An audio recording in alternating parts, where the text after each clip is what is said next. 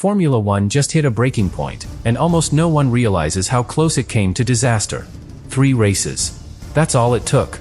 3 races for the most advanced regulation in decades, to fail so badly that the FIA was forced into an emergency intervention before Miami. Not next season. Not mid-year. Right now. And here's the part that should worry every single fan. Cars were suddenly losing up to 50 kilometers per hour, on full throttle. No warning. No brake lights. Nothing. One moment you're flat out, the next moment you're a sitting target. That's not racing. That's a risk no driver can predict. And it already led to a high-speed crash that changed everything. But that's not even the real problem. Because behind closed doors, top drivers started pushing back. One of them even considered walking away. And when that happens in Formula One, everything moves. Fast. What the FIA did next has never been seen before. 6 major rule changes. Approved in days. Forced into the next race weekend.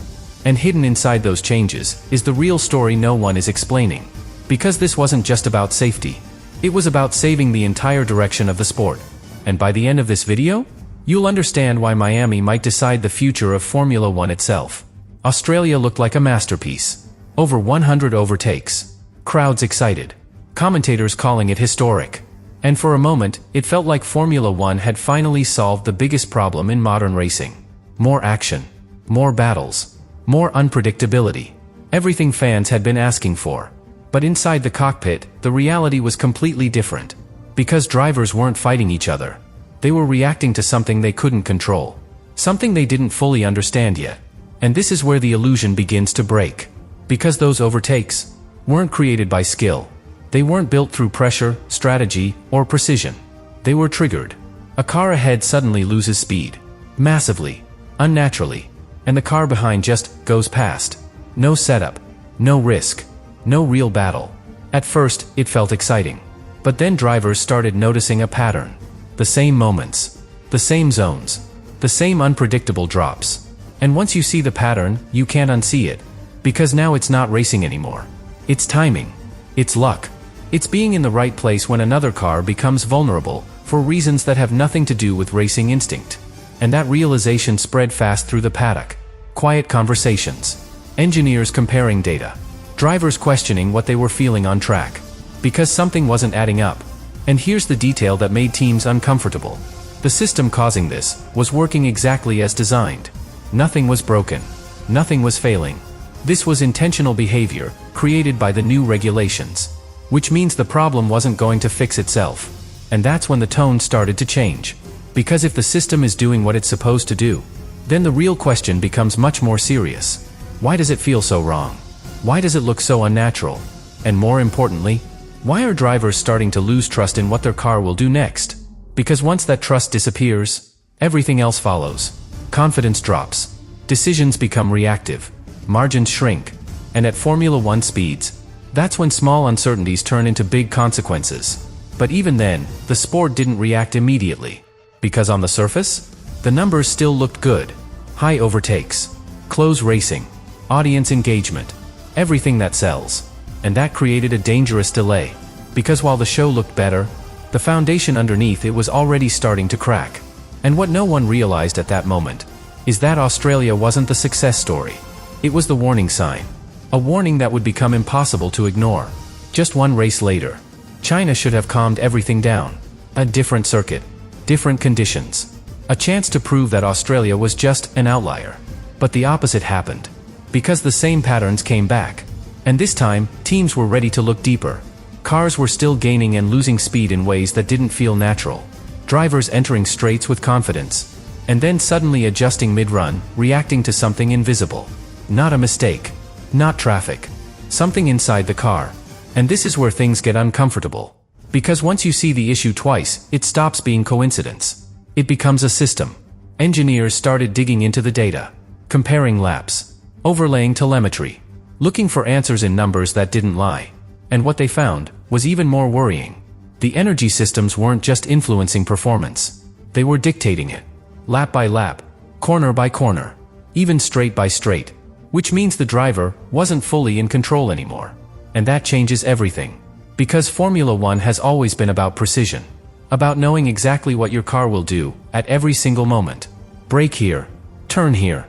Accelerate here. No surprises. But now, drivers were entering sections of the track without certainty. Not knowing if the car ahead would suddenly drop speed. Not knowing if their own car would behave the same way, one lap later. And this is where confidence starts to erode. Not dramatically. Not all at once. But enough to change how a driver approaches risk. And when drivers start holding back, the entire nature of racing changes. But here's the detail most people missed. Teams didn't immediately push for changes. They hesitated. Because hidden inside this chaos, there was opportunity. Some cars handled the system better than others. Some power units managed energy more efficiently. Which meant advantage. Competitive edge. And in Formula One, advantage is everything. So now you have two forces colliding. Safety concerns, growing louder. Competitive interests, resisting change. And right in the middle of that tension, the FIA. Watching. Analyzing. Waiting.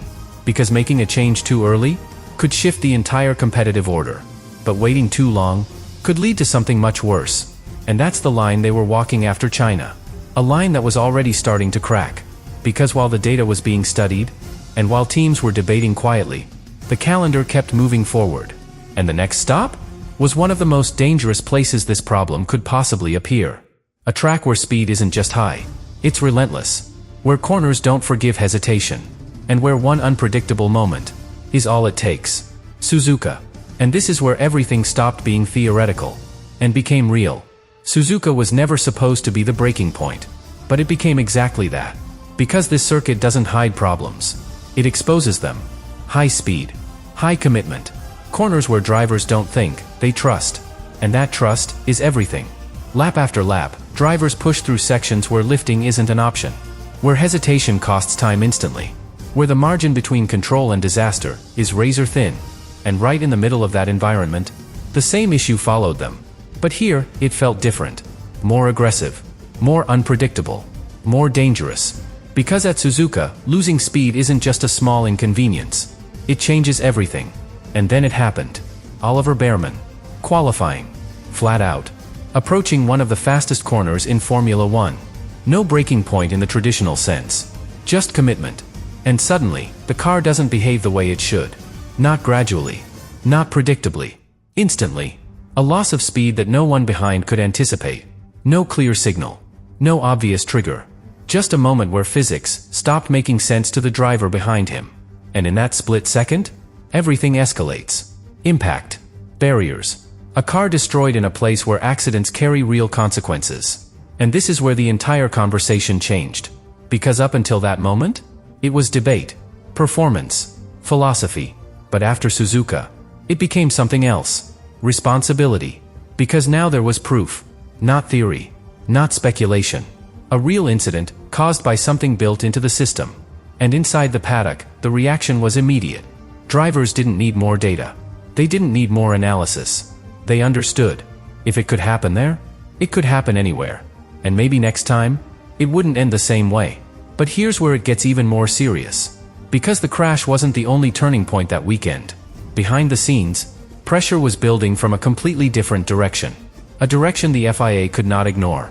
Because when the fastest driver on the grid starts questioning whether it's worth continuing, that's not just concern. That's a warning. And what happened next? Forced Formula One to act faster than it ever has before. Up until that moment, the pressure was already building. But after Suzuka, it exploded. Because drivers weren't just concerned anymore. They were angry, frustrated, and more importantly, they were starting to speak openly. Quiet doubts turned into direct statements. Private conversations became public warnings. And right in the center of that storm, one voice carried more weight than all the others combined. Max Verstappen. Not just a world champion. The reference point of the grid. The driver everyone measures themselves against. And when he speaks, people listen. But this time, it wasn't just criticism. It was something deeper. Something far more serious. He didn't talk about small adjustments. He didn't ask for minor fixes. He questioned the direction of the sport itself. And then came the part that changed everything. The possibility of walking away. Not immediately. Not dramatically.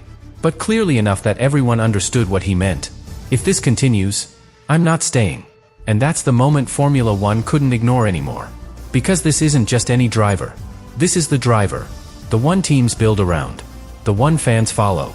The one sponsors invest in. Losing him isn't just a sporting loss. It's a structural one. And suddenly, the entire situation escalates. Because now the FIA isn't just dealing with a technical flaw. They're facing a credibility crisis.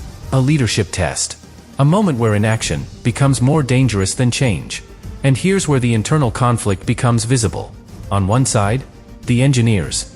The people who designed this system. Who believed in it. Who invested years into making it work. On the other side, the drivers. The ones risking everything inside the car. The ones feeling the consequences in real time. And between them, the teams. Some pushing for immediate changes. Others quietly resisting. Because hidden inside this broken system, there were advantages. Certain teams had already figured out how to exploit it better. Better energy management. Better deployment. Better performance. And changing the rules now means losing that edge. So now the FIA faces an impossible decision. Protect fairness or protect safety. Maintain stability or react to reality. Wait or act. And what makes this even more intense is the timing. Because there's no gap in the calendar. No time to pause. No time to reset. The next race is coming. Miami. A completely different challenge. Long straights. Heavy braking zones. Closed walls. And if the same issue appears there, the consequences could be even worse. So the question becomes unavoidable. Do you risk another race with the same system? Or do you intervene immediately? And what happened next was something Formula One almost never does. They chose speed over tradition. Action over process. And in a matter of days, they prepared a package of changes so aggressive, so unprecedented, that it would redefine the entire season before it even had time to settle.